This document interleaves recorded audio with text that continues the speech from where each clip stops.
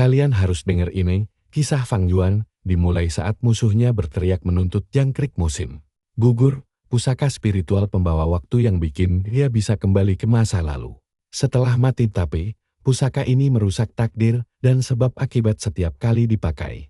Bikin dunia makin kacau, si musuh memperingatkan kalau hari ini semua faksi kebenaran berkumpul untuk menghancurkan si karakter utama dan sarang iblisnya. Pria bertangan api bahkan mengumpatnya sebagai iblis jahanam. Karena demi memurnikan jangkrik itu, dia tega membantai ribuan nyawa. Seorang wanita lalu maju dan berteriak kalau iblis ini telah menodainya 300 tahun lalu. Tidak cuma membantai keluarganya, dia bahkan menghabisi 9 generasi tanpa sisa sama sekali. Sejak saat itu, dendamnya membara tanpa batas. Mereka mengepung Fang Yuan, bersumpah akan melihatnya mati hari ini. Dan lihatlah sang bos terakhir kita, berlumuran darah dengan mata merah menyala. Setetes darah jatuh ke tanah, memicu serbuan massal selagi Fang Yuan menghadapinya dengan santai. 6 jam berlalu, daratan hancur lebur dan dia kini benar-benar terpojok tanpa jalan keluar. Lirikan mata Fang Yuan saja sudah cukup membuat musuh gemetar ragu. Lalu, mulailah puisi legendaris pertamanya, matahari terbenam di atas gunung biru. Rembulan musim gugur bersama angin musim semi. Pagi bagaikan rambut halus dan malam bagaikan salju. Tak peduli menang atau kalah, saat menoleh ke belakang, tak ada yang tersisa. Tenang, puisi puitis begini bakal saya jelaskan artinya. Biar kita paham isi kepalanya yang rumit. Matahari terbenam di gunung biru itu, artinya sehebat apapun kejayaanmu, sang waktu pada akhirnya akan memadamkan dan melenyapkan eksistensi dirimu. Lalu bulan gugur dan angin semi melambangkan kematian, serta kelahiran kembali yang terjadi. Bersamaan, kehancuran dan penciptaan itu satu paket. Sesuatu takkan bisa lahir tanpa menghancurkan yang lama.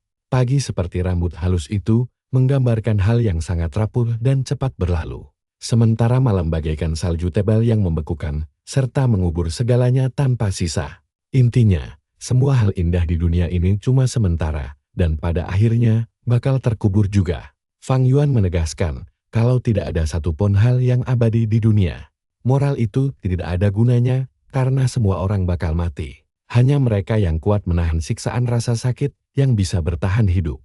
Kembali ke cerita, dia mulai mengingat semuanya. Semua memori masa lalunya di bumi mendadak berputar kembali. Ternyata dia dulunya murid biasa dari Cina yang nyasar ke dunia kejam ini.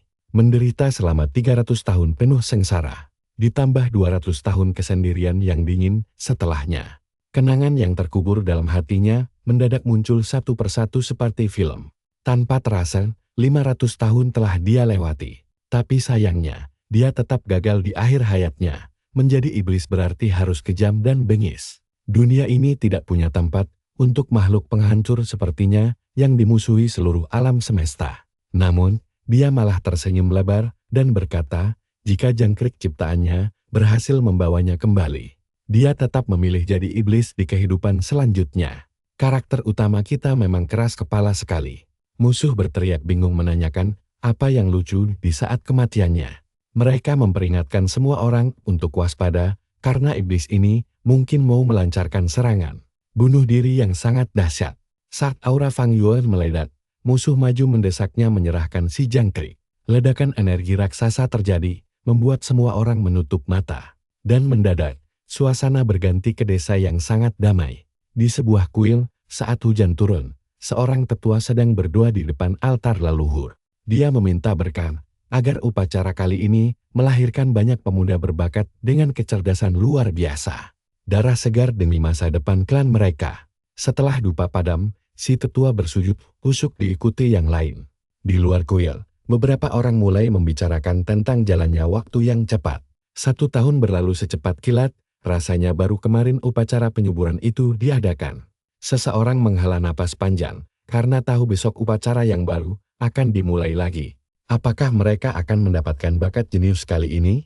Klan Guyue sudah 3 tahun kering talenta hebat. Sementara desa, tetangga justru terus melahirkan banyak pendekar berbakat luar biasa. Terutama si Baning dari klan Bai yang pertumbuhannya sangat mengerikan.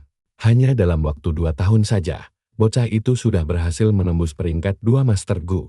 Bakatnya bikin para tetua merasa tersaingi, dan dia dipastikan bakal jadi pilar utama klan mereka. Tapi santai dulu, Salah satu tetua mengingatkan kalau klan mereka juga punya senjata rahasia. Ada bocah ajaib dari keluarga Fang yang sudah bisa bicara di usia 3 bulan.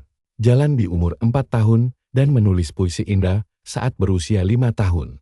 Benar-benar genius tanpa tanding. Sayangnya orang tuanya meninggal cepat dan dia diasuh paman bibinya. Tiba-tiba pintu terbuka menampilkan tetua rambut putih yang selalu mengawasi talenta muda klan mereka sejak awal. Nah, perhatikan bagian ini baik-baik. Dari semua anak berbakat, Fang Yuan adalah yang paling mencolok karena ingatan fotografisnya yang setara dengan orang dewasa. Jika dirawat dengan benar, dia bahkan bisa menyaingi si jenius Banin. Cukup dengan bakat peringkat B saja, dia sudah bisa menjadi andalan klan Guyu di masa depan. Tetua menyuruh semua tidur karena upacara besok sangat penting. Sementara itu, beberapa petinggi licik mulai berencana mendekati si yatim piatu Fang Yuan demi keuntungan faksi mereka sendiri. Tetua memperingatkan agar persaingan memperebutkan anak itu dilakukan dengan sehat tanpa taktik kotor yang bisa memecah belah persatuan klan yang sedang rapuh. Mereka pun pergi dengan patuh selagi si tetua tersenyum penuh harapan akan masa depan klan. Di tengah suara gemercik hujan, tiba-tiba ada yang menyadari situasi aneh. Kalian pasti tahu siapa itu ya? Fang Yuan tersadar kalau dia kembali ke 500 tahun lalu. Jangkrik musim gugur miliknya benar-benar bekerja mengembalikan waktu. Sebagai pusaka peringkat 7 dari 10 makhluk mistis, kekuatannya memang luar biasa. Kini dia kembali dengan tambahan pengalaman 500 tahun. Keuntungan besar baginya, petaka bagi dunia. Bab selanjutnya mengisahkan legenda sungai waktu yang mengatur aliran takdir dan kehidupan semua makhluk. Dengan memanfaatkan kekuatan jangkrik itu, seseorang bisa berenang melawan arus kembali ke masa lalu. Banyak orang tidak percaya legenda ini dan menganggapnya omong kosong belaka. Hanya sedikit yang punya nyali untuk mempercayainya karena harga yang harus dibayar sangat mahal. Pengguna jangkrik dipastikan akan mati karena seluruh tubuh dan energinya dijadikan bahan bakar. Pusaka tersebut demi membuka celah waktu. Kematian mutlak tanpa kepastian hasil membuat hampir semua orang gemetar ketakutan. Siapa yang berani bertaruh nyawa demi sesuatu yang belum pasti kebenarannya? Fang Yuan sendiri tidak akan pernah memakainya kalau tidak terpojok setengah mati. Namun sekarang, dia yakin 100% kalau dirinya berhasil lahir kembali. Sayangnya, semua usaha keras di kehidupan sebelumnya lenyap. Dia telah membantai ratusan ribu nyawa dan dimusuhi langit hanya demi menciptakan jangkrik pembawa keberuntungan ini. Walau berhasil kembali ke masa lalu, si jangkrik pusaka tentu saja tidak ikut bersamanya. Serangga mistis pelindung itu langsung hancur setelah sekali digunakan. Gu di dunia ini adalah perwujudan kekuatan murni yang jumlahnya tak terhitung. Ada yang langsung menghilang setelah beberapa kali dipakai. Ada juga yang bisa dipakai terus-menerus. Sedangkan jangkrik musim gugur adalah pengecualian karena hanya bisa dipakai sekali seumur hidup, sebelum akhirnya lenyap selamanya. Tapi bagi Fang Yuan, itu bukan masalah besar. Dia tinggal membantai setengah isi dunia lagi untuk membuat yang baru. Kalau dulu bisa, kenapa sekarang tidak? Dan begitulah kisah kita berakhir untuk hari ini. Bayangkan saja apa yang bisa dia lakukan dengan pengetahuan masa depan selama 500 tahun ke depan. Sangat gila kan? Nah, kalian dan saya bakal menyaksikan kisah si licik yang hafal semua sejarah, kejadian penting, bahkan kejeniusan masa depan, berbekal 500 tahun pengalaman tempur. Satu-satunya hal yang tidak dia ketahui adalah apa yang akan dia lakukan sekarang di dunia ini. Semua hal penting yang dia butuhkan masih tersebar sangat jauh, dan banyak di antaranya yang hanya bisa diakses pada momen tertentu. Ditambah lagi, masalah utamanya adalah dia bahkan belum membuka lautan energi atau dantian miliknya. Dia cuma manusia biasa tak berdaya yang bisa saja mati konyol di seruduk babi hutan. Demi bertahan hidup dan berkembang secepat mungkin, dia sangat butuh bantuan klan. Kondisi sekarang, mustahil dia bisa terus bolak-balik melewati pegunungan berbahaya ini. Padahal bagi iblis yang sudah hidup 500 tahun di jalan kegelapan, gunung-gunung ini terasa sangat kecil dan tidak ada apa-apanya. Desa Gu terasa seperti rantai pengikat, tapi rantai yang membatasi pergerakan ini juga melindunginya dari bahaya luar. Dan untuk saat ini, bertahan di desa adalah pilihan terbaik bagi dirinya untuk berlindung. Setidaknya sampai dia mencapai peringkat 3 Master Gu.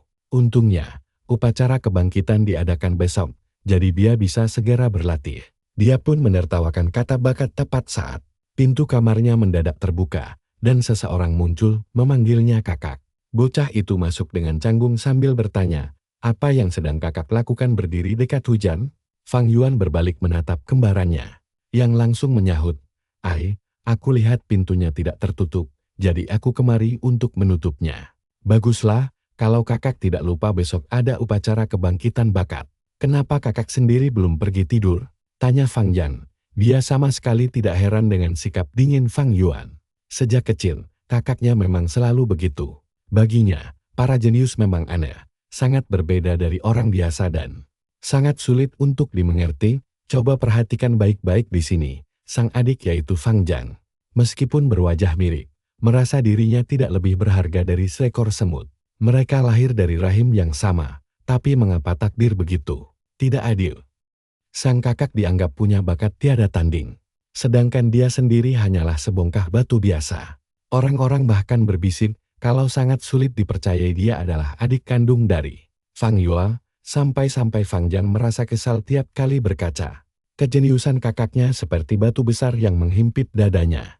Semakin kuat kakaknya, dia justru menjadi semakin pendiam dan tertekan menanggapi hal ini. Fang Yuan hanya tertawa dingin dalam hati. Orang tua mereka tewas dalam misi klan saat dia berumur 3 tahun. Paman dan bibinya memang merawat mereka, tapi itu semua hanya demi menguasai warisan yang ditinggalkan kedua orang tua mereka. Awalnya, rencana Fang Yuan adalah menyembunyikan kekuatannya demi mengulur waktu. Namun, kekacauan datang begitu cepat hingga dia terpaksa memakai pengetahuannya dari bumi untuk bertahan hidup. Klan pun mulai mendukungnya, membuat sang paman menjadi lebih waspada.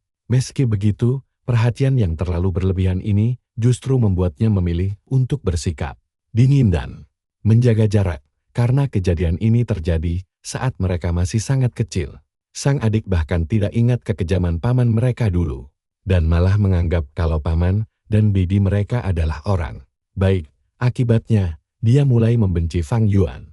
Begitu tahu sang kakak dikira punya bakat tingkat A, paman mereka mulai menekan si iblis yang sebenarnya tahu bakat aslinya cuma tingkat C. Sungguh lelutan takdir yang sangat kejam bagi dirinya. Dia yang dianggap sebagai kakak jenius selama 10 tahun, ternyata hanya akan membangkitkan bakat tingkat C. Sedangkan adiknya yang selalu diremehkan justru diberkahi dengan bakat luar biasa tingkat A. Saat momen itu terjadi, perlakuan klan kepada mereka berdua bakal berbalik 180 derajat. Fang yang akan dipuja bagai naga terbang ke langit, sementara langit, sedangkan Fang Yuan bagai burung feniks yang jatuh ke bumi. Dia jelas membenci semua ini di masa lalu, tapi itu 500 tahun yang lalu. Menyimpan dendam tak ada gunanya sekarang. Bahkan bisa memaklumi adiknya yang merasa tidak berguna. Paman bibi yang bersaing dalam klan, bahkan musuh-musuh yang akan dia hadapi ratusan tahun mendatang. Hukum rimba pun berlaku, yang kuat memangangsa yang lemah, karena dunia ini hanya untuk yang paling tangguh bertahan. Ini satu-satunya aturan mutlak. Semua orang didorong oleh ambisi dan mencengkeram setiap peluang yang ada di dunia yang penuh perang dan darah ini. Semuanya bisa dipahami. Nah, kalian pasti paham pelajaran hidup kedua ini, tidak ada benar atau salah bagi Fang Yuan. Hanya orang-orang yang berjuang bertahan hidup, dan terkadang jalan terbaik bagi seseorang adalah menginjak orang lain. Itulah mengapa, jika ada yang menghalangi jalannya, siapapun itu, dia akan langsung menghabisinya. Motivasi di dalam hatinya sungguh sangat besar dan dia tahu jalan impiannya hanya mungkin dicapai dengan menginjak seluruh dunia dan memusuhi semua orang. Perjalanan sepi yang penuh darah, namun balas dendam sama sekali bukanlah tujuan utama dari dirinya. Dia melirik adiknya dan menyuruhnya pergi, tapi bocah itu berdiri ketakutan. Tatapan dingin Fang Yuan membuatnya merasa telanjang di tengah salju. Tak bisa menyembunyikan rahasia apapun. Dengan suara bergetar, dia pergi sambil berkata, "Sampai jumpa besok, kakak." Dia sempat terdiam di luar lalu langsung lari, terbirit-birit. Bab berikutnya, saat fajar tiba, seseorang memasang alat bising untuk membangunkan semua orang. Fang Yuan terbangun dengan mata yang tampak sangat lelah. Bocah ini baru berusia 15 tahun, tapi sudah terlihat tua. Semalaman dia memikirkan banyak hal hingga hanya tidur 2 jam saja. Fisiknya sangat payah. Dia bahkan belum mulai berkultivasi. Sehingga semalam saja tidak tidur sudah membuatnya lemas dan kelelahan. Namun, hal ini tidak menggoyahkan tekad kuat serta pengalaman ratusan tahunnya. Dia pun membuka jendela kamarnya. Melihat hujan musim semi telah reda ketika seorang pelayan perempuan memanggil. Tuan muda Fang Yuan. Dia tersenyum ramah lalu berkata akan segera naik untuk membasuh sang tuan muda. Dengan tangan basah, pelayan itu mengusap lehernya lalu memakaikan pakaian hangat. Dia sengaja tebar pesona memperlihatkan lekuk tubuhnya. Tapi pikiran Fang Yuan melayang ke tempat lain. Pelayan ini tampak manis dan lugu, padahal dia tak lebih dari mata-mata bibiku yang kejam dan siap berkhianat kapan saja. Saat itulah, Fang Jiang membuka pintu, memanggil kakaknya, dan melihat pelayan itu sedang memijat bahu sang kakak dengan manja. Fang Jiang membatin, apakah dia akan merawatku seperti itu juga? Meski aku punya pelayan sendiri, penampilannya jauh dari sang kuing, alih-alih muda dan cantik, dan menawan, pelayanku sudah tua dan keriput. Lagi pula, aku hanya punya satu pelayan, karena Fang Yuan meminta Bibi mengirim seseorang membantuku. Dan meskipun dia seorang pelayan, dia tidak boleh diremehkan, karena dia adalah putri dari Nyonya Shen yang mengelola seluruh rumah tangga klan dan sangat dipercaya. Pengaruhnya luar biasa. Tapi anehnya, Fang Yuan justru menepis tangannya dan menyuruhnya berhenti mengurusnya. Di kehidupan lalu, Fang Yuan sempat terperdaya oleh pesona manisnya hingga menaruh hati. Jika dia memang memiliki bakat tingkat A seperti dugaan orang-orang, gadis itu pasti sudah menjadi. Selirnya statusnya akan naik dari pelayan menjadi kekasih, mengamankan masa depannya. Namun, setelah upacara kebangkitan besok, pandangan pelayan itu kepadanya akan langsung berubah drastis karena kecewa. Namun, itu semua adalah hal yang sudah tidak dia pedulikan lagi. Dia lalu menyuruhnya pergi. Sang Hui memperlihatkan wajah kesal, menatap tajam. Tapi kemudian dengan canggung menunduk lalu pergi meninggalkan ruangan. Fang Yuan menoleh ke arah Fang Jiang dan bertanya apakah dia sudah siap. Yang dijawab ia dengan gugup. Fang Yuan sadar adiknya juga kurang tidur. Tapi hari ini tidak ada yang penting selain pergi. Mereka pun menyusuri jalanan desa sementara semua orang mengenali Fang bersaudara. Wow, lihat itu Fang Yuan. Dia benar-benar anak terpilih yang penuh bakat luar biasa. Tapi wajahnya sangat dingin tanpa ekspresi. Fang Yuan merasa lucu melihat mereka memuja bakat palsunya dan menyimpan rasa iri. Kelang, kebencian saat dia gagal pasti akan berlipat ganda. Orang lain mulai berbisik, "War, lihatlah Fang Jiang. Bocah yang tidak punya bakat itu." Fisiknya terlihat sangat lemah untuk ukuran adik dari seorang jenius, sungguh kasihan sekali. Sekarang kita tinggal menunggu hasil upacaranya saja. Saat matahari mulai terbenam di balik gunung, Fang Jiang merentangkan tangannya dan merasakan hal aneh. Tiba-tiba saja, dia merasa terperangkap di kegelapan gulita. Seolah tenggelam ke dalam samudera yang sangat dalam. Dia harus tetap tenang dan terus melangkah maju. Namun, saat menatap ke depan, dia melihat kakaknya sedang memperhatikannya dengan tatapan aneh. Seketika, bayangan paman dan bibinya langsung terlintas di pikirannya, yang selalu menghasut di belakang mereka demi memicu persaingan antar saudara. Dulu dia memang sangat polos, tapi disinilah kalian dan saya sadar permainan licik klan ini baru saja dimulai. Yuk, kita bahas bareng kisah seru ini. Dulu adiknya polos banget, sampai gampang ditipu paman mereka. Tapi sekarang, Fang Yuan sudah jadi orang yang berbeda, punya pengetahuan setingkat dewa abadi. Upacara kebangkitan makin dekat, jadi mengubah keadaan bakal sulit. Tapi dengan pengetahuan masa lalunya dan cara iblis yang dia tahu, semua itu sangat mungkin. Dia bahkan bisa memperbudak Shen Cui, juga menindas Fang Shen, pamannya, bibinya, bahkan para tetua klan. Fang Yuan punya ratusan cara licik untuk menghancurkan mereka semua satu persatu. Masalahnya, dia lagi malas melakukan itu. Lagian, apa pedulinya kalau Shen Cui makin cantik? Tanpa kesetiaan, dia tidak berharga. Terus kenapa kalau Fang Xiang itu adiknya sendiri? Dia bisa dibuang kapan saja jika tidak berguna. Paman, bibi, ataupun para tetua hanyalah orang lewat di hidupnya. Buat apa repot-repot membuang waktu demi semut seperti mereka? Dia akan berbaik hati membiarkan mereka hidup, asalkan tidak menghalangi jalannya. Selama tidak ada yang mengganggunya, dia tidak akan peduli. Di bagian selanjutnya, kita akhirnya tiba di kuil klan yang sudah sangat ramai. Tetua maju dan berkata, "Senang melihat kalian datang tepat waktu. Hari ini adalah hari upacara kebangkitan, titik balik kehidupan kalian semua."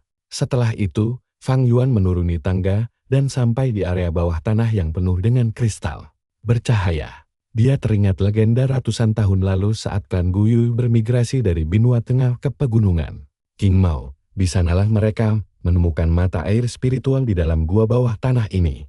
Tempat yang menghasilkan banyak batu purba. Katanya, inilah alasan berdirinya desa klan Guyu di tempat ini. Tetua memandang anak-anak dengan latar belakang air terjun di belakangnya. Lalu terlihatlah padang bunga anggrek bulan yang sangat luas. Bunga ini makanan bagi banyak jenis gu. Ingat, gu adalah perwujudan kekuatan. Fang Yuan tahu lautan bunga ini sangat legendaris. Katanya, ini adalah tempat kultivasi terbaik milik klan Guyu. Semua anak kagum dan memuji keindahannya. Di saat bersamaan, sang tetua membuka buku absen dan mulai berbicara.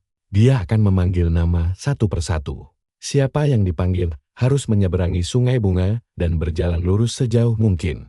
Makin jauh melangkah, makin bagus bakatnya. Semua bersorak paham. Mereka tahu makin jauh melangkah, bakat mereka makin luar biasa. Kalian perhatikan baik-baik bagian ini, karena disinilah takdir mereka ditentukan. Nama pertama yang dipanggil adalah Chen Bo. Dia masuk ke air, menyeberang, lalu menuju ke arah bunga. Sambil mengertakkan gigi, dia melangkah 1 kali, 2 kali. Lalu terhenti di langkah ketiga sambil memaksa dirinya maju lagi. Tapi tubuhnya kaku, tetua pun menghela napas. Chen Bo, 3 langkah. Tidak punya bakat menjadi Master Gu. Bocah malang itu pergi dengan sedih. Lalu giliran Xiao Zi dipanggil. Fang Yuan melihatnya sambil berpikir bahwa tidak semua orang berbakat menjadi Master Gu. Biasanya cuma 5 dari 10 orang yang punya bakat dasar. Di klan Guyu agak berbeda. Di sini bisa mencapai 6 dari 10 orang. Ini karena leluhur generasi pertama adalah sosok legendaris yang memiliki kultivasi sangat tinggi. Sehingga darah keturunannya mewarisi gen yang sangat kuat. Itulah kenapa rata-rata bakat di klan Guyu di atas normal. Tetua melihat anak berikutnya, lalu berteriak gagal lagi. Selanjutnya Mubi maju menyeberangi danau bunga. 10, 20, 30, total 36 langkah. Semua orang terkejut dan tetua memujinya karena Mubi memiliki bakat peringkat B. Tetua menyuruhnya mendekat sekarang. Tetua ingin memeriksa laut primordial miliknya yang merupakan tempat menampung kekuatan. Sambil memegang pundaknya, tetua memuji lautnya berukuran 66%. Dia harus dilatih secara khusus. Bakat di sini dinilai dari peringkat D sampai A. Peringkat D jika dilatih, sejak muda bisa menjadi Master Gu peringkat 1 yang cukup untuk menjadi fondasi dasar keluarga mereka. Peringkat C dalam 2 tahun bisa menjadi Master peringkat 2 dan jadi pilar klan. Sedangkan peringkat B akan dirawat penuh oleh klan, karena mereka berpotensi menjadi tetua klan. Dengan latihan 6-7 tahun, peringkat B bisa mencapai tingkat 3. Lalu ada peringkat A. Keberadaan pemilik bakat ini adalah berkah luar biasa bagi seluruh klan mereka. Mereka harus dimanjakan dengan fasilitas terbaik. Dalam 10 tahun, mereka bisa menjadi Master Gu tingkat 4. Sejak saat itu, mereka sangat layak dicalonkan menjadi ketua klan berikutnya. Kembali ke kuil, tetua memuji Mobi dan menyuruhnya berlatih kera agar kelak menjadi tetua yang hebat. Pokoknya berikan yang terbaik. Di barisan belakang, kakeknya langsung tertawa bangga. Bagaimana menurutmu tentang cucuku? Tidak buruk, kan? Ternyata orang berambut merah itu bernama Cilian, yang tampaknya sangat kesal mendengar nada sombong dari tetua tersebut. 1 jam berlalu, tetua mulai cemas karena garis keturunan mereka makin menipis. Belakangan ini, tidak ada master hebat yang lahir. Di generasi keempat, hanya sang ketua yang mencapai tingkat 5. Tapi dia mati muda tanpa meninggalkan keturunan. Akibatnya, klan Guyu kian melemah di tiap generasi. Lalu, Ci Cheng dipanggil. Bocah ini pasti punya hubungan keluarga dengan Cilian. Dia maju dengan sangat gugup, tak disangka dia bisa melangkah sampai ke tengah bunga. Langkah 35, 36, tetua tersenyum lebar dan semua mulai heboh. Cilian langsung menyombongkan cucunya yang berbakat itu. Tapi Fang Yuan hanya membatin, tunggu dulu. Bukankah Cichen dan keluarganya nanti dihukum karena curang di upacara kebangkitan ini? Nah, kalian pasti heran kok bisa curang? Aslinya dia cuma berbakat peringkat C. Tapi kakeknya memalsukan hasil tes agar terlihat seperti peringkat B. Fang Yuan tahu banyak cara licik untuk mencurangi ini. Metode miliknya jauh lebih rapi dibanding trik murahan Cichen. Jika dia pura-pura punya bakat peringkat B, klan pasti mendukungnya habis-habisan. Sayangnya dia tidak bisa menyiapkan trik itu. Sialnya dia baru saja berinkarnasi kemarin. Intinya, Fang Yuan bakal curang kalau sempat, tapi sekarang tidak bisa. Lagi pula, risiko terbesar dari curang adalah dia tidak bisa memalsukan kecepatan kultivasinya. Lambat laun kebohongannya pasti akan terbongkar juga.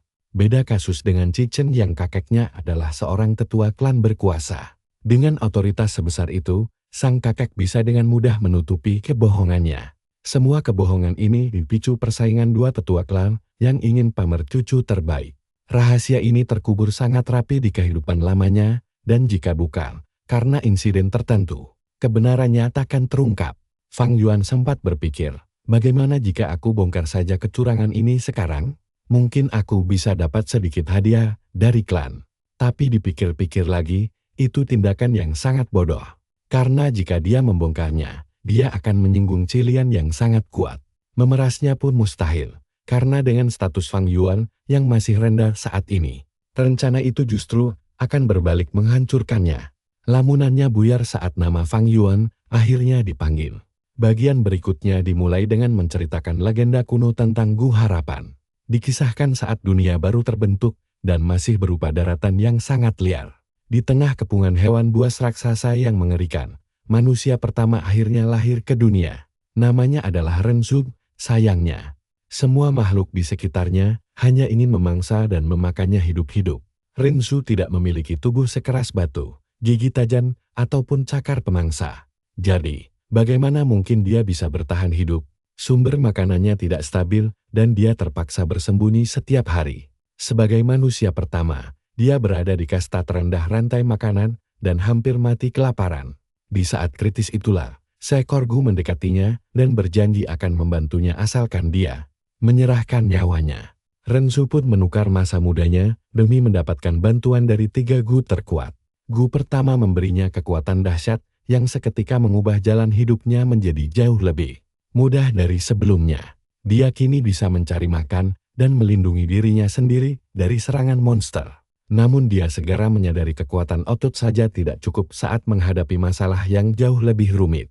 Setelah merenungi kekalahannya yang pahit tanpa menemukan solusi, Rensu akhirnya menukar sisa umur paruh bayanya dengan imbalan bantuan dari Gu paling indah yang pernah ada di dunia. Gu kedua ini memberinya kebijaksanaan luar biasa untuk berpikir. Disinilah kisah legendaris ini makin seru. Kalian pasti penasaran kelanjutannya. Jadi mari kita saksikan bersama di episode berikutnya. Kalian harus tahu, kisah legenda ini akan mengubah segalanya. Dulu mustahil, tapi Rensu berhasil membasmi kesulitan, memakan, bahkan meminum darah mereka demi bertahan hidup. Tapi, kebahagiaan itu tidak bertahan selamanya dan akhirnya Rensu menua. Saat kesulitannya bertambah, Gu bertanya, "Manusia, apa maumu? Kau tak punya apa-apa lagi untuk kami." Menyadari hal itu, kekuatan dan kebijaksanaan pun pergi meninggalkannya begitu saja. Tanpa keduanya, Rensu kembali dikepung oleh berbagai kesulitan, dia menua dan terjebak. Gigi-giginya yang tanggal bahkan tak sanggup lagi mengunyah buah atau dedaunan untuk bertahan hidup. Hingga akhirnya, dia ambruk tak berdaya, pasrah pada semua dilema di sekitarnya. Tepat saat itu, sesosok makhluk muncul di hadapannya dan berkata, "Manusia, terimalah aku. Maka aku akan membantumu lolos dari jeratan ini." Keluar dari dilema apapun, Rensu menjawab bahwa dia tidak punya apa-apa lagi untuk diberikan. Kekuatan dan kebijaksanaan telah pergi. Sisa hidupnya hanya tinggal beberapa tahun, tidak seberharga masa mudanya. Jika dia menyerahkan sesuatu sekarang, nyawanya akan langsung melayang. Meski saat ini terkepung dilema, setidaknya dia tidak langsung mati. Dia masih ingin bertahan hidup selama mungkin, walau hanya untuk 1 detik saja. Karena itulah, Gu baru ini harus pergi. Rensu tidak punya apa-apa lagi untuk diberikan. Namun, Gu itu menjawab bahwa di antara ketiganya, permintaannya lah yang paling kecil. Jika manusia bersedia memberikan jantungnya, itu sudah lebih dari cukup. Mendengar hal itu, Rensu mengulurkan tangannya dan setuju. Dia akan menyerahkan jantungnya demi keselamatan makhluk itu. Rupanya adalah Gu Harapan yang menyuruhnya untuk segera melarikan diri. Saat itulah Rensu sadar bahwa kesulitan hidup paling takut pada harapan. Sejak hari itu, tiap kali ada masalah, dia menyerahkan jantungnya pada harapan. Nah, nanti kita akan paham bagaimana kisah ini berkaitan dengan Fang Yuan. Pelajaran ini terdengar indah, tapi kenyataannya harapan hanya ada dalam keputusasaan. Harapan tidak menyelamatkan Rensu dari penderitaan. Perhatikan baik-baik, bagi Fang Yuan, harapan tidak akan menyelamatkanmu. Harapan itu hanya muncul saat kehilangan segalanya. Sekadar memberi kekuatan untuk bertahan menahan rasa sakit sampai kau menemukan jawaban. Tepat di momen itulah, nama Fang Yuan akhirnya dipanggil oleh penguji. Dia tersenyum tipis, merasa semua ini menjadi semakin menarik. Dia pun melintasi danau dan mengambil langkah pertama. Kakinya mulai diselimuti oleh energi emas hangat. Dan dia bergumam bahwa Gu Harapan telah mulai bergerak. Kakinya diselimuti oleh pancaran energi keemasan, dan dia tahu Gu Harapan sedang bekerja keras. Detik berikutnya, gumpalan energi spiritual murni mulai berkumpul di dadanya selagi para tetua Klan terus memperhatikannya dengan saksama.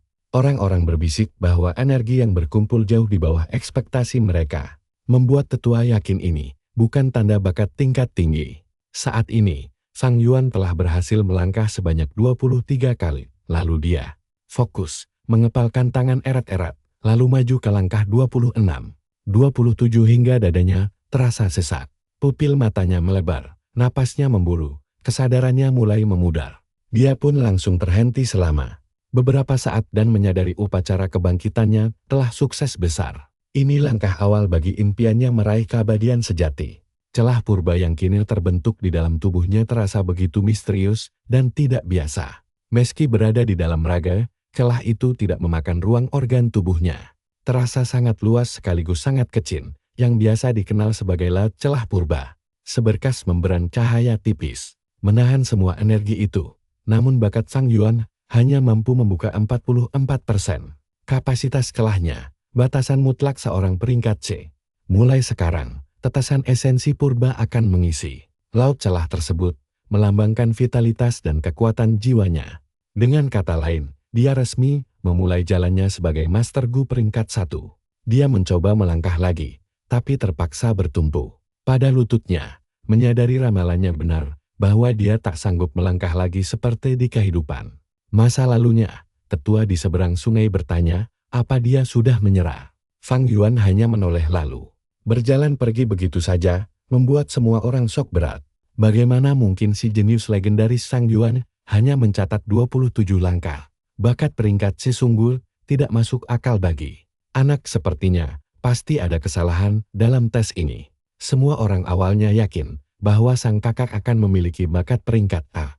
Fang Xin sendiri termenung karena dia sangat mempercayai reputasi kakaknya. Bukan cuma dia, tapi paman, bibi, bahkan seluruh klan juga berpikir begitu. Para tetua kini memandang dengan raut kecewa sekaligus heran dengan hasil tak terduga ini. Sementara panitia tes dengan gemetar berkata bahwa semua mata sedang mengawasi jalannya tes sehingga kecurangan mustahil terjadi.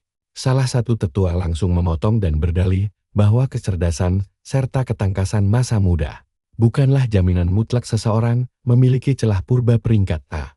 Sang tetua menepuk dahinya dengan sangat kecewa, meratapi harapan besar klan mereka yang kini hancur lebur. Generasi Klan Guyu saat ini memang jauh lebih lemah dibanding generasi pendahulu mereka. Disinilah ingatan kehidupan lampau Fang Yuan terlintas kembali. Saat dia pertama kali mendapat peringkat C, kalian mungkin mengira dia akan depresi, tapi tidak. Dulu dia memang syok sampai jatuh ke air di bawah tatapan sinis semua orang. Tapi sekarang, dia menatap telapak tangannya dengan sangat tenang. Dia tahu, saat masalah datang, satu-satunya cara adalah berserah pada harapan. Jika orang lain merasa kecewa pada bakatnya, biarkan saja mereka terpuruk dalam perasaan itu. Apa pedulinya? Ekspektasi mereka tidak ada hubungannya dengan jalan hidupnya. Biarkan saja mereka kecewa dan tidak bahagia sesuka hati. Di sisi lain, tetua menghela napas berat, lalu memanggil nama Fang Xiang. Fang Xiang yang gugup malah tersandung kakinya sendiri, hingga tercebur ke air. Membuat semua orang tertawa terbahak-bahak. Sang tetua menepuk wajahnya pasrah, mengira kedua bersaudara Fang ini tidak ada istimewanya. Dia merasa klan mereka benar-benar dipermalukan hari ini. Fang Xiang yang ketakutan menatap bayangannya di air, hingga seseorang datang membantunya berdiri. Sang adik gemetar hebat tanpa bisa berkata-kata. Dia terbatuk-batuk di tengah tawa ejekan penonton yang menganggap kedua saudara ini sama-sama payah. Tetua hanya bisa menunggu dengan pasrah, sementara Fang Yuan mendekat untuk membisikkan sesuatu. Bisikan itu tampaknya bernada positif karena wajah adiknya langsung memerah. Setelah menatap sang kakak sesaat, Fang Xiang segera berbalik dan melangkah mantap menuju ke arah bunga-bunga purba. Dia tak menyangka kakaknya bisa tetap setenang itu dalam situasi memalukan ini.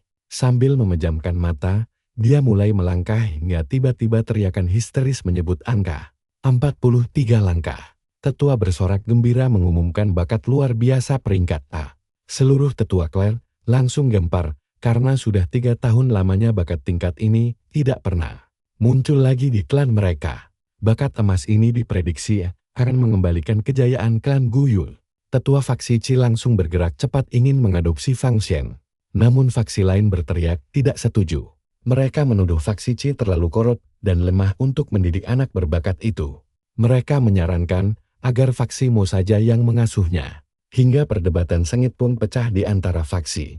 Di tengah keributan memperebutkan si bocah jenius, sang pemimpin klan akhirnya menengahi dan menegaskan hanya dirinya lah yang paling berhak melatih bakat peringkat A. Para tetua pun terpaksa diam setuju. 1 minggu pun berlalu dengan cepat. Di dalam ruang kelas yang cerah, instruktur menjelaskan bahwa Gu adalah esensi murni dari langit dan bumi. Dunia ini memiliki ribuan spesies Gu yang hidup di alam liar. Mereka ada di tanah hingga tanaman sekitar kita. Bakat peringkat B bisa menguasai 70% laut purba. Sedangkan peringkat A mencapai 90%. Sebuah jaminan mutlak menjadi ahli kultivasi. Hanya mereka yang berpeluang besar mencapai peringkat 5 dan menjadi sosok legendaris. Namun, di saat sang instruktur sibuk memberikan ceramah panjang lebar, ada satu murid yang justru tertidur pulas. Teman sekelasnya berbisik bahwa anak itu sudah tidur semingguan penuh. Rumor beredar dia sering keluyuran malam hari di sekitar desa sambil membawa gentong arak untuk mabuk-mabukan. Sungguh tragis melihat mantan jenius yang diagungkan harus berakhir tragis dengan bakat ampas. Peringkat Cheng melihat Fang Yuan yang tergeletak malas. Sang guru hanya bisa menggelengkan kepalanya. Dia menyesal pernah mengira anak ini adalah aset berharga klan. Nasihat apapun tidak mempan baginya yang terus bertingkah semena-mena. Membuat semua guru sakit kepala dengan kelakuannya. Kan merasa rugi berinvestasi padanya. Dan percayalah, petualangan kita dengannya baru saja dimulai saat dia mempelajari sejarah. Bagaimana desa ini didirikan oleh 2 master tingkat tinggi. Kalian dan aku bakal melihat kisah epik tentang 5 leluhur pendiri klan ini. Berabad-abad kemudian, lahir pemimpin generasi keempat yang sangat jenius hingga mencapai peringkat 5. Seandainya saja dia tidak diserang secara licik oleh iblis tak tahu malu, mungkin dia sudah naik ke peringkat 6. Entahlah, siapa yang tahu? Semua orang mengutuk si biksu bunga anggur sialan itu. Dia dituduh merusak masa depan klan Gulan. Biksu mesum peringkat 5 ini terkenal suka memaksa gadis-gadis polos. Dia menjelajahi seluruh pegunungan Qinmao untuk melakukan berbagai kejahatan keji di desa Guo. Untungnya, aksi bejatnya ketahuan oleh pemimpin klan saat itu. Setelah pertempuran brutal berhari-hari, sang biksu akhirnya bertekuk lutut dan memohon ampun dengan sangat menyedihkan di hadapan sang pemimpin. Karena iba, pemimpin keempat mengampuni nyawanya. Namun, saat dia lengah, biksu licik itu langsung menyerang balik. Dengan amarah meluap, pemimpin keempat membunuhnya. Tapi luka dan racunnya sudah terlanjur menyebar. Akibat luka parah dan racun mematikan itu, dia pun tewas. Meski tragis, dia tetap dianggap pahlawan yang gugur demi desa. Sementara itu, Fang Yuan membuka mata sambil meregangkan tubuhnya yang kaku. Dia bergumam, di kehidupan lalunya, ada orang yang berhasil menemukan warisan legendaris dari kisah ini. Tapi kenapa sekarang dia kesulitan mencarinya? Dia teringat seorang guru klan yang patah hati, lalu frustrasi. Orang itu mulai mabuk-mabukan 2 bulan kemudian, saat tertidur di luar desa. Seekor guarak yang sangat langka menghampirinya. Karena penasaran, dia mengikutinya ke dalam gua tersembunyi, dan di sana dia menemukan jasad serta warisan berharga milik si biksu arak. Berkat itu, kekuatannya melonjak drastis, bahkan mantan kekasihnya pun sampai minta balikan. Masalahnya bagi Fang Yuan, dia hanya pernah mendengar cuplikan kisah ini. Alhasil, dia tidak tahu lokasi pasti tempat warisan itu disembunyikan. Lagi pula, mana mungkin dia menduga bakal terlahir kembali di masa sekarang. Sekarang pertanyaannya, di mana tepatnya biksu dalam cerita pertama itu tewas? Dia harus menemukannya sebelum diambil orang lain. Selama beberapa minggu terakhir, dia terus membeli arak dan keliling desa, tapi sayangnya, gua arak legendaris itu belum juga menampakkan diri. Padahal makhluk ini memiliki energi vital yang luar biasa tinggi, jauh melampaui gua apapun yang ditawarkan oleh klan. Sial bagi Fang Yuan, waktu terus berjalan, dan sekarang sudah memasuki bulan April. Dia mulai kehabisan waktu. Nah, perhatikan bagian ini, karena disinilah segalanya mulai menegangkan. Sang guru mengumumkan bahwa teori dasar membuka lautan energi sudah selesai. Dan sekarang saatnya mereka melakukan penyempurnaan. Gu pertama mereka, setelah kelas bubar. Semua murid wajib menuju ruang akademi untuk memilih satu gu yang tersedia. Mereka baru boleh kembali mengikuti pelajaran setelah berhasil menjinakkan gu tersebut. Tugas pertama ini tidak boleh dianggap remeh. Siapapun yang menyelesaikannya paling awal akan mendapatkan hadiah 20 batu purba. Itulah alasan kuat kenapa Fang Yuan sangat mengincar gua arak legendaris itu.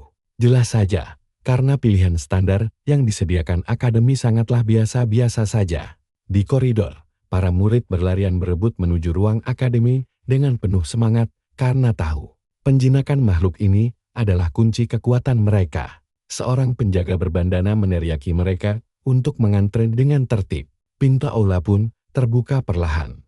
Dan dari barisan sebelah kiri, terlihat beberapa murid keluar sambil tersenyum lebar tanda berhasil. Di tengah ruangan, terdapat dupa yang menyala dan deretan pot di dinding. Fang Yuan mengamati sekeliling dan bergumam bahwa para gu, layaknya sang master, juga terbagi menjadi 9 tingkatan berbeda. Semua gu di sini masih tingkat 1. Hal yang wajar karena master peringkat 1 yang bisa mengendalikan gu tingkat 1. Menggunakan gu di atas tingkat kekuatan sendiri akan menuntut bayaran yang sangat mahal.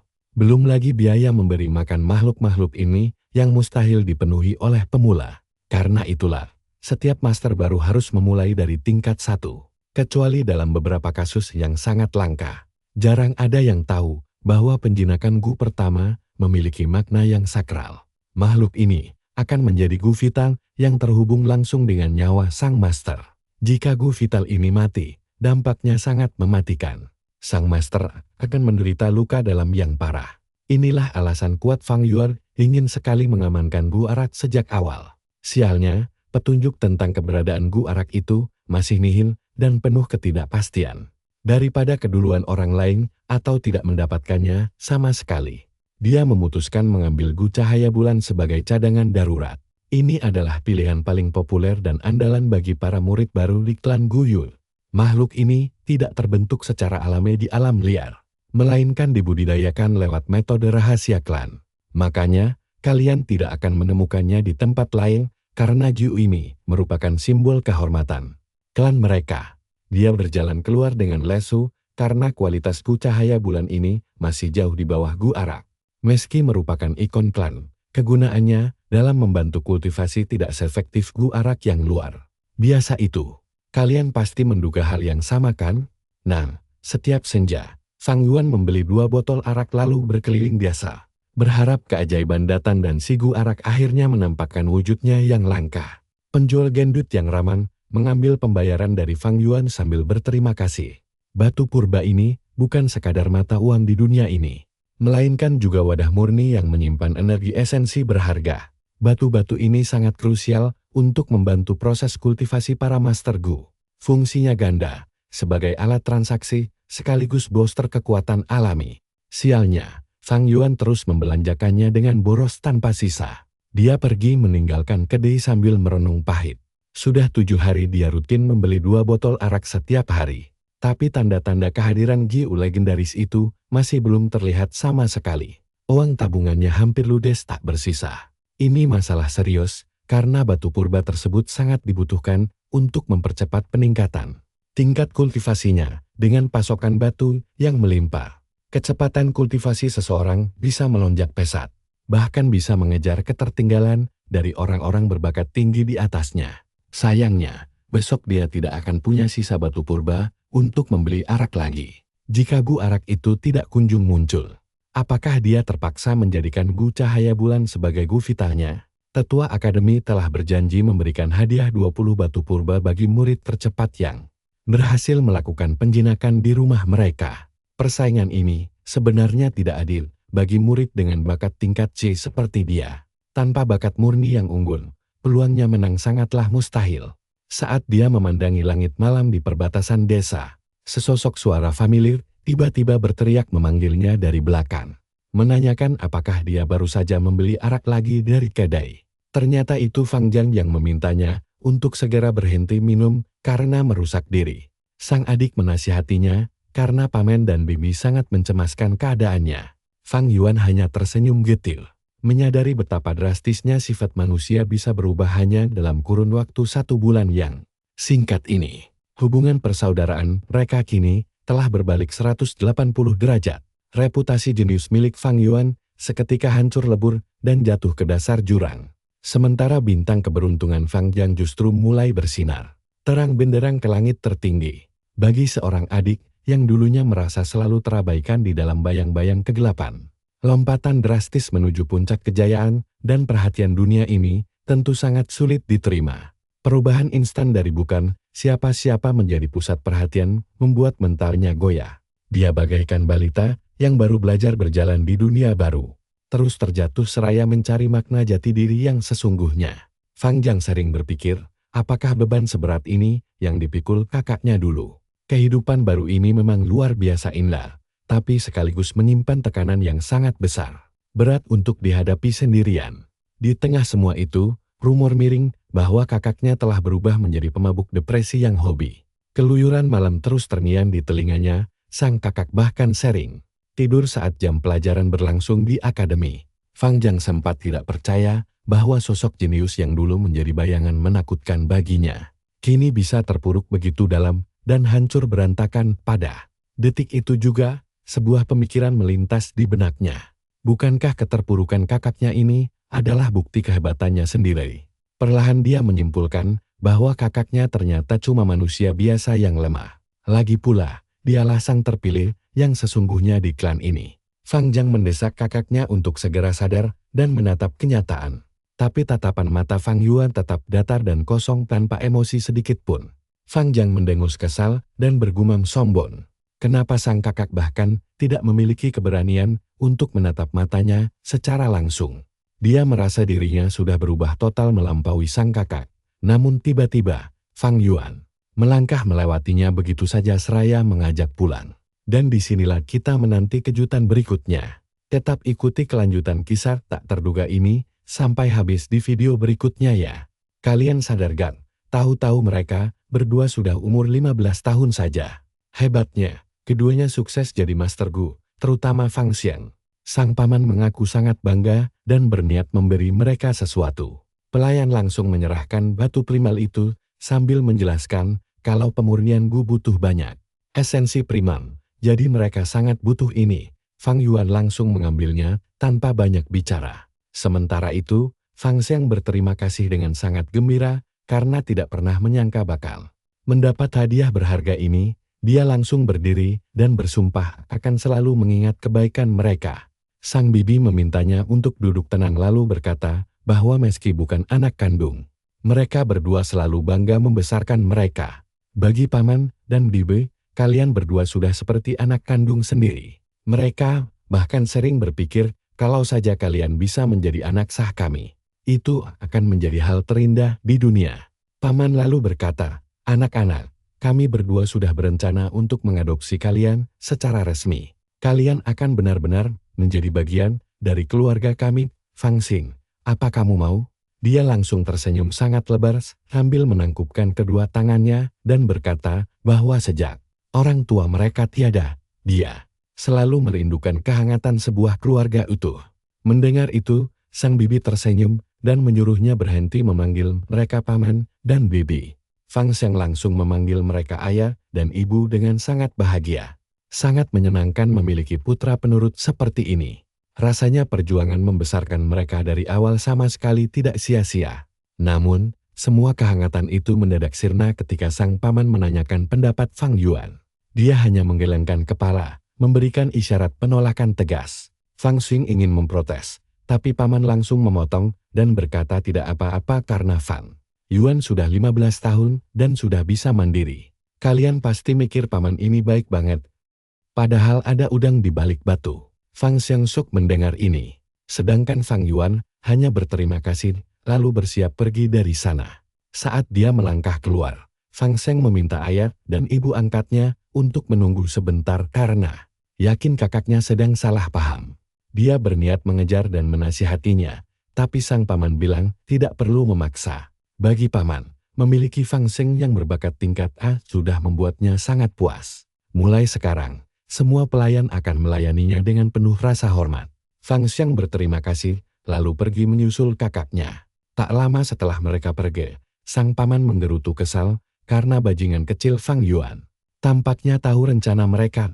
Kenyataannya, aturan klan menetapkan anak sulung berusia 16 tahun berhak mewarisi seluruh harta keluarga. Orang tua Fang Yuan meninggalkan kekayaan melimpah saat tiada, yang selama ini dikuasai paman dan bibinya. Warisan sebesar itu jelas nilainya jauh melampaui uang receh sebesar 200 batu primal tadi. Jika diadopsi, otomatis hak Fang Yuan atas warisan orang tuanya akan langsung lenyap. Namun sekarang, sebagai pemuda mandiri yang tetap menyandang marga Fang, secara hukum dialah pewaris sah tunggal dari semua kekayaan itu. Kita lihat saja kelanjutannya. Sang paman justru tertawa santai. Mereka berhasil memegang Fang Xiang, sedangkan Fang Yuan cuma berbakat tingkat C. Tapi sang bibi khawatir jika Fang Yuan nekat menuntut semua harta warisan itu. Paman menjawab enteng bahwa rencananya mudah saja. Fang Yuan itu bocah nakal yang pembangkang. Mereka hanya perlu menjebaknya melakukan kesalahan fatal agar hak waris dari mendiang orang tuanya bisa dicabut selamanya. Bibi merasa rencana ini sulit karena bocah itu sangat cerdas. Bagaimana caranya memaksa anak secerdik itu melakukan kesalahan? Paman tersenyum licik dan berkata kalau solusinya sangat sederhana sekali untuk dilakukan. Tinggal difitnah saja. Gila, paman ini memang benar-benar cari mati. Di bab berikutnya, Fang Xiang sedang asyik menyeruput teh saat seorang pelayan wanita datang. Melapor kalau air hangat untuk mandinya sudah disiapkan. Fang Xiang menyuruhnya masuk. Lihat saja gaya pelayan wanita ini saat melangkah masuk dengan senyum penuh arti, lalu memberi salam hormat sambil diam-diam mengejek si bodoh Fang Yuan yang menyia-nyiakan bakat tingkat C. Sedangkan Fang Xiang punya bakat tingkat A yang cerah, membuatnya jauh lebih mudah didekati. Dan ya, kita semua tahu kalau pelayan ini emang bermuka dua. Hujan pun mulai menggulur kota, pertanda badai akan datang. Dengerin gua Ciang ini, punya bakat kelas A, jadi gampang banget buat dideketin. Keberuntungan terbesar kita kan? Tapi gila, cewek itu emang ular berbisa sejati. Di tengah kota yang lagi hujan, si Fang.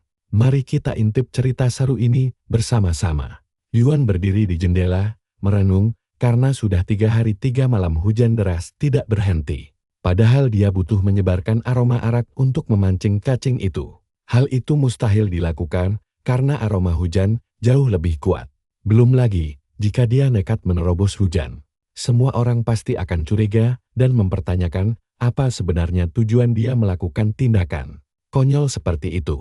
Apalagi Fang Yuan sangat paham bahwa kita tidak boleh meremehkan orang lain. Hanya orang bodoh yang menganggap semua orang di sekitarnya itu tolol. Makanya, saat ini dia tidak punya pilihan lain selain menghentikan dulu pencariannya. Sambil menatap jendela, dia berpikir bahwa jika situasinya terus begini, dia tidak akan bisa mencari cacing arak. Pilihan paling aman baginya sekarang hanyalah memurnikan cahaya bulan miliknya terlebih dahulu. Padahal, jika di tengah proses ini dia bisa menemukan cacing arak, hasilnya pasti jauh lebih ideal. Sayangnya takdir tampak tidak berpihak padanya. Tapi ya namanya hidup, badai selalu datang tiba-tiba. Langit yang biru bisa mendadak mendung, dan hal tak terduga bisa terjadi kapan saja. Sangat konyol jika berharap hidup berjalan mulus tanpa hambatan. Nah, kita dapat pelajaran berharga lagi dari Fang Yuan kita ini. Sekarang dia sedang mengumpulkan esensi purba sebanyak mungkin. Jelas saja, karena ini adalah dasar kekuatan seorang Master Gu. Energi vital yang mutlak diperlukan untuk memurnikan dan mengendalikan semua Gu miliknya. Makhluk mistis ini adalah Saripati Langit dan Bumi, pembawa rahasia dunia yang mampu memanipulasi hukum alam. Mereka adalah entitas hidup yang berjalan di bawah langit. Masing-masing lahir dengan kehendak bebas sendiri. Saat orang seperti Fang Yuan mencoba memurnikan sebuah Gu, dia sebenarnya sedang melawan kehendak alam, sehingga Gu tersebut pasti menolak. Dia pun memejamkan mata dan mulai memfokuskan energinya secara perlahan. Nah, perhatikan baik-baik bagian ini. Persentase perlahan naik dari 1, 2, hingga 8%. 10 menit kemudian mencapai 9, 10, 12%. Setengah jam berlalu, Gu cahaya bulan akhirnya mulai termurnikan. Sambil memandangi tangannya, dia bergumam bahwa memurnikan Gu tidak sesulit itu. Tapi kekuatannya hanya bertahan 6 jam saja. Jika lewat batas waktu, energi yang disalurkan Fang Yuan akan habis menguap begitu saja. Jika ingin menguatkannya lagi, dia harus mulai dari nol lagi. Fang Yuan menyebut setiap pemurnian adalah perang ketahanan fisik. Dia baru memurnikan setengahnya, tapi sudah menguras banyak tenaga. Dia sudah menghabiskan 3/4 energinya. Memang dalam proses pemurnian, energi selalu terkuras habis tanpa sisa. Dia harus memulihkan tenaga itu, lalu melanjutkan pemurnian secara konsisten tanpa henti. Ini pertarungan antara Gu yang mencoba lepas dengan seluruh energi yang dia miliki. Dia menggunakan batu purba untuk mempercepat pemulihan energinya. Sialnya, 30 menit kemudian, dia belum juga pulih sepenuhnya. Lautan energinya hampir tidak terisi penuh karena dia cuma punya bakat tingkat C. Masalahnya, dia hanya memiliki 6 batu. Jelas tidak sebanding dengan anak-anak dari keluarga Gove atau keluarga Mo. Kalian pasti bisa menebak kelanjutannya kan? Mustahil dia bersaing dengan orang-orang yang didukung para tetua itu. Sejak awal dia memang tidak punya peluang menang, mungkin dia harus putar otak sekarang. Mengubah fokusnya dan kembali mencari cacing arak. Dia pun berdiri ketika menyadari suara hujan mulai mereda. Setelah 3 hari 3 malam yang panjang, akhirnya dia mendapatkan kesempatan emas itu. Namun tepat di saat itu, seseorang mengetuk pintu kamarnya, memanggil nama Fang Yuan. Mengeluhkan badai di luar, sambil membawakan makanan hangat dan arak lezat. Kesempatan sempurna untuk menenangkan pikirannya yang penat. Lihat siapa yang datang, ternyata Sang Kui berdiri di depan pintu. Fang Yuan menyuruhnya masuk, karena dia datang di waktu yang tepat saat perutnya lapar. Menariknya, gadis itu dandan cantik sekali hari ini. Dia memakai semua aksesori terbaiknya. Gadis itu bahkan bilang tidak perlu membuka kotaknya untuk mencium aroma hidangan yang luar biasa.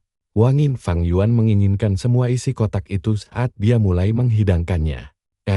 Apa itu ada yang berwarna hijau? Entahlah. Dia memanggil Fang Yuan, menarik lengannya, dan memintanya duduk karena hari ini sang pelayan memberanikan diri untuk menemaninya minum bersama, dan tiba-tiba kejutan terjadi.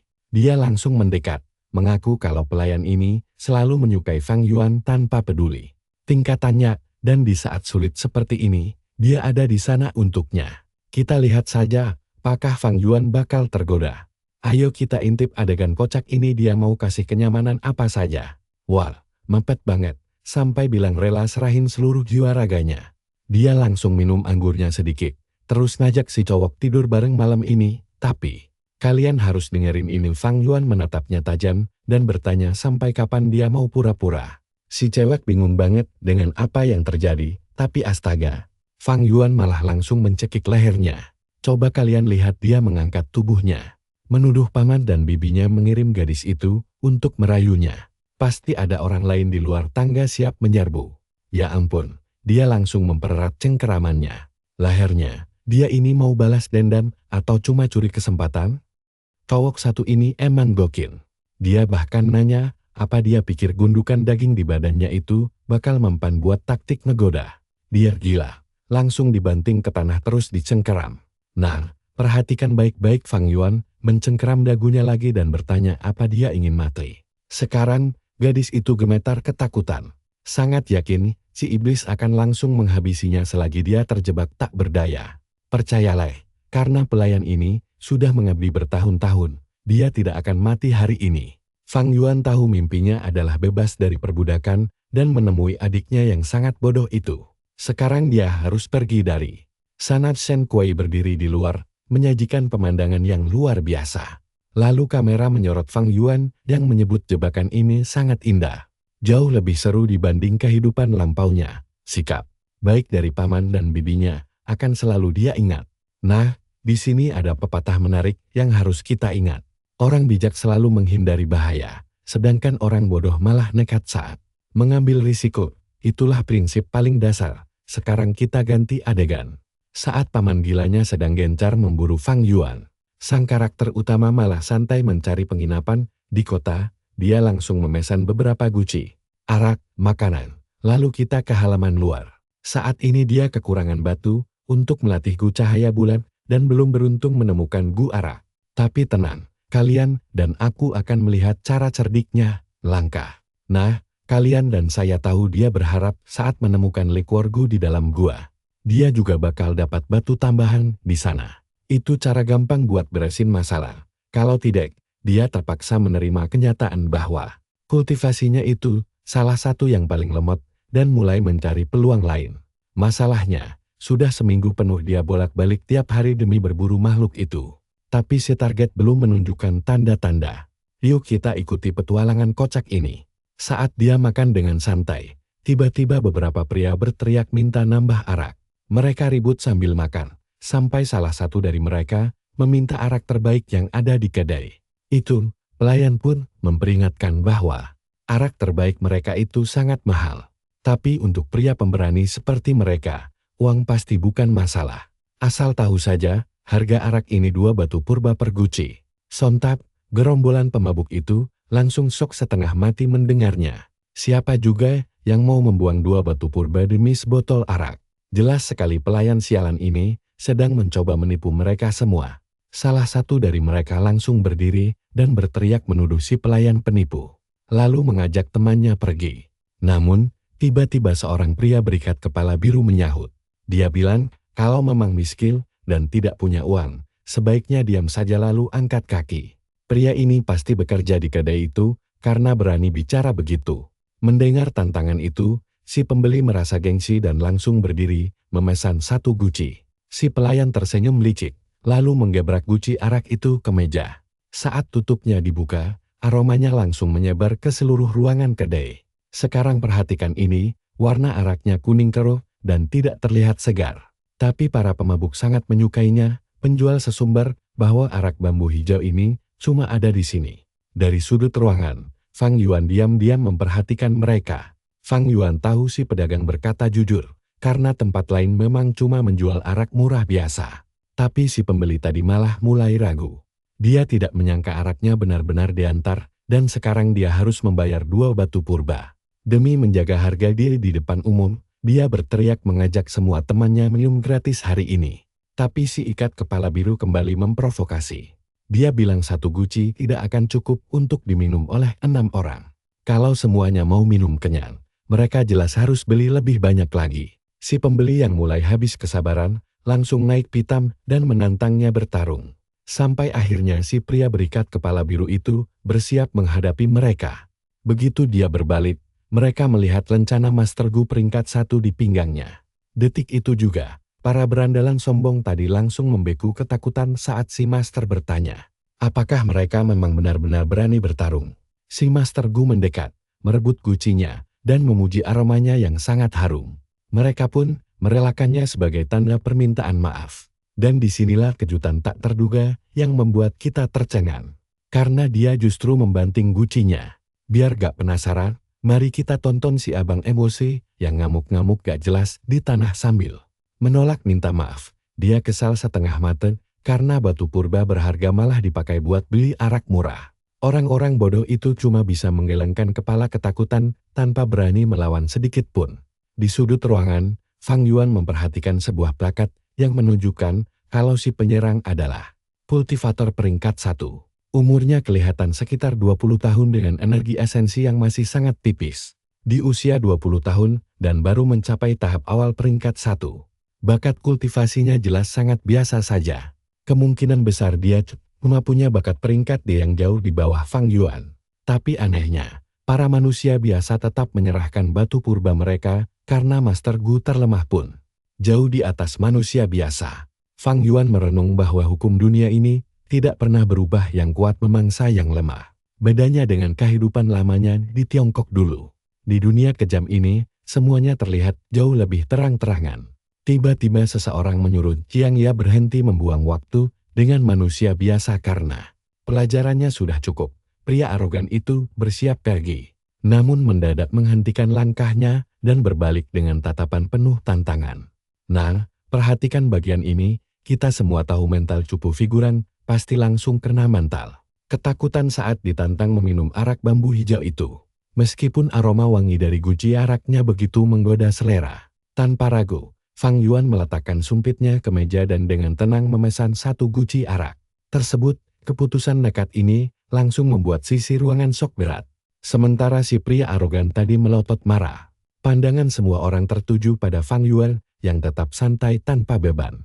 Si penantang bergumam mengenali Fang Yuan sebagai adik seperguruannya. Tepat saat sang karakter utama berdiri, membawa pergi guci araknya. Kita kira bakal ada baku hantam seru, tapi ternyata mereka cari aman dan menghindari konflik. Adegan lalu berganti menceritakan sosok genius legendaris dari klan Guyo yang hidup 300 tahun lalu.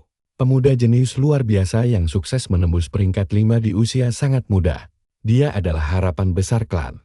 Namun takdir berkata lain saat dia harus mengorbankan nyawanya demi melindungi seluruh desa. Pertempuran maut itu sangat mengerikan. Bahkan dia sempat memaksa biksu arak berlutut memohon ampunan. Sayangnya, sang pahlawan justru gugur akibat serangan licik tak terduga dari musuh yang sangat pengecut di akhir laga. Kisah tragis ini sangat terkenal di kalangan klan Gu. Di kehidupan lampau Fang Yuan, sebulan dari sekarang, ada orang beruntung yang menemukan cacing miras berharga di dekat jasad sang biksu arak. Penemuan jasad beserta warisan tersembunyi itu langsung mengubah nasib si penemu menjadi orang terpandang di desa. Awalnya Fang Yuan sempat melewatkan detail krusial yang sebenarnya sangat jelas terlihat sejak awal. Sadar gak sih? Si MC kita ini emang tipe yang luar biasa egois sekaligus genius. Jika dia berhasil menguasai warisan rahasia itu, dia sama sekali tidak berniat membagikan informasinya kepada pihak klan. Lagi pula, klan Gu dipenuhi oleh orang-orang serakah yang haus kekuasaan. Jadi buat apa dia menyerahkan harta berharga kepada para tetua? Ditambah lagi, seluruh sisa uangnya kini sudah habis dibelikan arak bambu tadi. Pembelian nekat ini adalah taruhan terakhirnya malam ini. Setelah diguyur hujan deras selama 3 hari berturut-turut, udara hutan terasa sangat bersih dan sangat mendukung untuk melancarkan rencana rahasianya tersebut. Berbekal petunjuk dari pencarian sebelumnya, dia berhasil mempersempit lokasi tempat biksu arak itu menghembuskan napas terakhirnya. Semua kondisi malam ini terasa sangat sempurna bagi Fang Yuan untuk segera bergerak cepat. Cairan arak mulai diteteskan ke atas batu hingga aromanya menyebar luas ke penjuru hutan gelap. Fang Yuan melangkah ke area lain, lalu menuangkan sisa araknya ke beberapa sudut untuk memancing target incarannya keluar. Dia terus menyusuri semak belukar, meneteskan cairan harum itu ke setiap bongkahan batu sampai tetes terakhirnya jatuh tepat di kelopak bunga dan di daunan malam. Semua umpan harum kini telah tersebar merata di hutan. Sambil mengamati aroma yang kian merebak, dia bersiap menanti kemunculan targetnya. Dengan sisa 2 batu purba saja untuk memurnikan Gu cahaya bulan miliknya. Ini adalah kesempatan krusial yang sama sekali tidak boleh gagal. Ternyata hidup emang suka bercanda ya. Terkadang impian terasa sudah sangat dekat di depan mata. Namun semakin kita mendekat, rintangan tak terduga justru terus bermunculan tiada henti untuk menguji kesabaran kita. Sampai akhirnya semua hal di luar jangkauan kita. Menyedihkan sih, tapi ya disitulah letak serunya hidup. Sambil memandangi bulan dan seekor jangkrik, dia langsung mikir oke, saatnya buat segera pulang. Yuk temani aku lihat petualangan gila ini. Pas jalan pulang, angin bertiup kencang, dan dia melihat makhluk bercahaya di sela bambu. Sekali lirik, jelas itu ulat arak, Tapi masalahnya, makhluk ini gesitnya minta ampun. Kalau ulat itu terbang, dia tidak akan bisa menangkapnya. Dia harus menunggu ulat itu mabuk dulu, karena saat mabuk gerakannya melambat drastis. Dan disitulah kesempatannya muncul. Ulat itu melompat dari dahan, terbang secepat peluru, jatuh ke tanah, lalu merayap ke daun untuk mulai minum. Beberapa menit kemudian, Fang Yuan melihatnya tampak sangat gembira dan mabuk berat. Ulat itu pindah ke bunga lain dan minum lagi sambil tersenyum senang. Lucu banget. Lalu tiba-tiba aura aneh menyelimutinya dan makhluk itu mulai melayang di depannya. Dia mulai terbang menjauh, tapi sekarang jauh lebih lambat. Fang Yuan langsung mengejarnya. Lari, bocah iblis, lari. Makhluk itu mau kabur. Waduh, basah-basahan deh. Astaga, ulatnya jatuh ke air terjun. Di mana dia? Sekarang dia tahu di mana harta karun itu berada. Perlahan dia menembus air terjun dan menemukan sebuah gua. Melewati jalan yang sempit, dia bergumam kalau di sana mungkin ada ular licik, katak beracun, atau bahkan jebakan berbahaya. Semua ini bisa saja jebakan yang ditinggalkan oleh biksu arak. Atau malah tidak ada apa-apa sama sekali. Akhirnya dia melihat cahaya legendaris di ujung lorong. Dia melangkah maju hingga tangannya berhasil meraih jalan keluar di sisi lain. Dia bingung. Dia sudah berjalan sangat jauh dan tidak menyangka bisa benar-benar menembus tempat ini. Mungkin saat ini dia sedang berada di tengah-tengah jantung gunung. Di sana dia melihat beberapa bunga dengan konsentrasi kekuatan gu yang pekat. Setiap jenis energi memang memilih wujudnya sendiri. Contohnya saja, gu ulat arak yang memilih wujud seperti ulat sutram, yang lain berwujud bunga, tanaman, atau pohon. Dan sekarang, di tengah batang pohon, ada si pemabuk kecil yang tertidur. Dia tinggal menjangkaunya, menangkap ulat itu, lalu memasukkannya ke kantong. Tiba-tiba saat menoleh ke samping, dia melihat tengkorak si biksu arak sialan itu. Pada saat itu, entah dari mana, dia baru mau lewat. Ketika sebuah suara bertanya apa yang sedang dia sentuh. Nah, perhatikan baik-baik. Di sini Fang Yuan langsung waspada dan berpikir, apakah dia diikuti oleh orang suruhan pamannya? Atau mungkin aksi keluar malamnya selama ini sudah memicu kecurigaan orang lain. Saat itu juga, berbagai rencana mulai berputar di kepala Fang Yuan demi mencari jalan keluar dari situasi berbahaya ini. Dia masih berada di tahap pertama tanpa memiliki gu vital, yang artinya dia sama sekali tidak punya kekuatan untuk bertarung. Jadi, bagaimana dia bisa lolos dalam kondisi selemah ini? Tiba-tiba suara itu berkata bahwa dia sudah terkena racun, dan dalam 7 hari tubuhnya akan membusuk. Fang Yuan langsung bertanya, apakah dia menginginkan ulat arak itu dan menawarkan untuk menyerahkannya. Tapi anehnya, suara itu malah seperti bicara sendiri, memohon-mohon agar biksu arak mau memaafkannya dan menjanjikan segalanya. Di saat itulah, Fang Yuan menyadari ada yang tidak beres, lalu berbalik. Rupanya itu adalah sebuah proyeksi gambar. Di sana terlihat biksu arak sedang berhadapan dengan sosok legendaris klan. Sang biksu memuji kehebatannya yang sudah mencapai peringkat 5 di usia sangat muda. Tapi sayang, dia tidak menyangka nyali pemuda itu sangat ciut saat bertarung. Fang Yuan mengenali mereka, dan pemuda itu tampak menangis di tanah sambil meratap tidak pantas. Bersanding dengan sang biksu, dia benar-benar payah. Fang Yuan tahu kalau pria di tanah itu adalah pemimpin klan generasi keempat. Sementara sang biksu tertawa mengejek keberaniannya yang mendadak hilang. Padahal awalnya menantang dengan sombong. Padahal sang biksu datang baik-baik untuk menukar batu purba dengan anggrek bulan. Tapi pemuda licik itu malah berpura-pura menyambutnya dengan ramah, lalu menyajikan minuman yang sudah diberi racun. Namun, sang biksu yang sudah kenyang asam garam dunia tidak akan semudah itu mati diracun. Padahal, jika pemuda itu meminta bantuan klan, dia pasti menang. Tapi dia terlalu serakah dan ingin melawannya sendirian demi mendapatkan reputasi besar. Pemimpin generasi keempat itu terus memohon ampun. Berjanji klan mereka akan membawakan batu purba dalam jumlah tak terhitung sebagai gantinya. Dia bahkan memeluk kaki sang biksu dan bersumpah setia sampai akhir hayatnya. Sang biksu lalu memberi syarat mutlak jika ingin selamat. Setiap minggu, dia harus menyetor 3.000 anggrek bulan kepadanya. Dan sebagai gantinya, racun di tubuhnya akan diredam selama seminggu lagi. Si tetua keempat sampai meneteskan air liur sambil berterima kasih atas kemurahan hatinya. Namun, tiba-tiba tubuhnya mulai diselimuti racun pekat lalu dia menampar pemimpin keempat itu. Rupanya dia menggunakan teknik bayangan bulan. Jurus ini tidak hanya sangat sulit dideteksi, tapi juga mengunci aliran energi lautan purba korban. Sekarang situasinya berbalik, karena sang biksu yang harus menyerah dan tunduk selamanya. Tapi di luar dugaan, sang biksu mengerahkan kekuatan fisiknya yang luar biasa dan mendaratkan satu pukulan keras tepat di dada sang pemimpin hingga terpental jauh. Para tetua lain langsung berteriak untuk membantai iblis ini demi membalas dendam klan. Sang biksu mengamuk, meski kekuatannya tampak sudah disegel oleh musuh. Atau paling tidak, begitulah dugaannya kan? Soalnya dia malah menghajar semua orang, sampai tangan mereka buntung dan tubuh terpotong-potong. Kayaknya segel itu tidak mempan, dia kembali menyerang si pemimpin keempat, tapi tubuhnya mendadak kaku karena kehabisan tenaga untuk menghabisi musuh. Dia berjanji akan kembali membalas dendam, lalu kabur melompat cepat. Nah, kalian dan aku kembali ke Fang Yuan yang melihat semua rekaman itu. Dia akhirnya tahu sejarah kelam klan berkat foto audio, semacam serangga perekam video jadul. Sekarang Fang Yuan memegang rahasia tentang siapa sebenarnya yang paling kuat dan apa yang ditutupi klan. Hal inilah yang membuat harta karun sang biksu tidak pernah diambil kembali oleh klan. Tidak ada yang berani mencari kekuatan biksu ini, karena itu akan membongkar pengkhianatan pemimpin klan generasi keempat.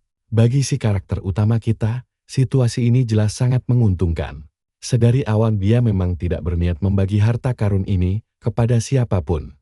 Satu-satunya masalah kecil adalah rahasia ini mungkin tercium. Lalu apa jadinya kalau dia sampai ketahuan kan? Tapi ya, dalam hidup ini kita tidak akan mendapatkan apa-apa tanpa berani mengambil risiko besar. Dia pun mulai membongkar akar dan batang pohon. Bahkan sampai mematahkan tulang tengkorak di sana, sadis juga nih bocah. Dia akhirnya menemukan kantong kecil sang biksu, tapi isinya zong. Hanya ada 15 batu purba yang tersisa di dalamnya. Fang Yuan menebak sang biksu pasti menghabiskan sisa batunya untuk menyembuhkan luka sebelum tewas. Untungnya, 15 batu sudah cukup baginya. Lucunya, sebagian besar gu di gua ini sudah mati mengenaskan. Bahkan gu bayangan bulan yang jadi andalan sang biksu pun ikut musnah. Yang bertahan hanya gu perekam dan gu ulat arak. Makanya si ulat arak berkeliaran mencari sisa energi dan cairan arak. Karena gu perekam hanya bisa merekam sekali dan langsung habis pakai. Alat itu tetap tersimpan di sana. Sang biksu tidak memakai gu ulat arak, karena itu hanya untuk pemula tingkat 1. Tapi bagi Fang Yuan yang baru merintis jalan kultivasi, ini adalah harta karun yang luar biasa melimpah.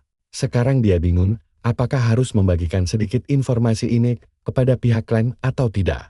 Dia juga bisa menjual rekaman rahasia ini ke klan musuh. Mereka pasti rela membayar mahal untuk menjatuhkan reputasi klannya. Tapi itu hanya akan membuatnya terikat dengan klan baru yang merepotkan.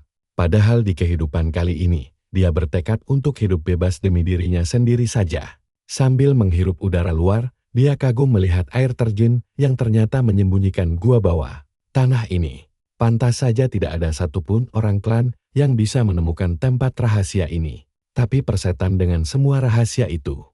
Sekarang harta karun sang biksu sudah sukses digondol oleh Fang Yuan. Meski isinya agak sedikit mengecewakan, tidak masalah. Sekarang, dia hanya perlu kembali ke kedai arak untuk menjinakkan gu ini agar bisa mendapat fasilitas asrama akademi serta jatah sumber daya kultivasi. Masalahnya, dia hanya bisa bertahan beberapa hari lagi di kedai itu karena tarifnya sangat mahal. Untungnya sekarang dia punya 17 batu purba. Tapi karena bakatnya tergolong rendah, dia butuh batu jauh lebih banyak daripada orang biasa untuk naik tingkat. Apalagi gu ulat arak ini, makhluk hidup yang punya naluri bertahan kuat. Jika gu biasa butuh 5-8 batu purba, ulat arak butuh sampai 16 batu karena kelangkaannya. Jadi, mari kita cari tahu bersama, apakah 17 batu ini cukup baginya. Mari kita mulai petualangan gila ini. Fang Yuan yakin bisa menyelesaikan pemurnian ini dengan 1 batu tersisa. Lalu, pintu kamarnya diketuk dan si penjaga bar membukanya dengan sangat malas. Ternyata, si pembuat masalah Fang Yuan sudah berdiri di depan pintu. Pria tua itu merasa canggung dan langsung menawarkan makanan hangat dari dapur atau bantuan lainnya. Tapi Fang Yuan menolak semua tawaran itu. Dia hanya meminta pelayan untuk menyiapkan air panas agar bisa mandi secepatnya. Si pelayan berterima kasih dan menyuruhnya kembali ke kamar karena airnya akan segera diantar. Namun saat pelayan itu pergi, dia bergumam dalam hati, betapa indahnya jika dia punya bakat kultivasi untuk menjadi Master Gu. Sang protagonis yang mendengar itu membatin bahwa memang benar seorang Master Gu memiliki bakat dan kekuatan hebat untuk melampaui manusia biasa, tetapi bayarannya sangatlah mahal. Ironisnya, jalan hidup seorang Master Gu membutuhkan modal finansial yang sangat besar. Dia harus terus merawat gu miliknya, mencari batu purba, barang tempur, bahan pemurnian, dan banyak lagi. Semakin tinggi tingkat kekuatan seorang master, semakin banyak pula sumber daya yang diperlukannya. Tanpa dukungan faksi besar, ini adalah jalan yang sangat terjal. Lilin pun dinyalakan saat pelayan meletakkan ember air lalu pergi. Fang Yuan membersihkan dirinya dengan santai, kemudian tidur sambil terus memikirkan bahwa akhirnya dia mendapatkan cacing minuman keras itu. Ini jauh lebih penting dibanding gu cahaya bulan, karena bisa meningkatkan bakat terpendamnya. Dengan luar biasa, dia menggenggamnya erat, auranya mulai membesar dan laut purba di tubuhnya mulai terkuras. Sungguh menarik. Meski dia masih berada di tahap awal tingkat pertama, hanya dengan memurnikan makhluk legendaris satu ini saja, dia bisa langsung naik ke tingkat menengah. Keuntungan luar biasa ini sungguh tak masuk akal. Dia terus memusatkan seluruh energinya pada cacing kecil yang menggeliat di hadapannya. Nah, perhatikan bagian ini, karena si cacing punya pertahanan mental yang luar biasa kuat.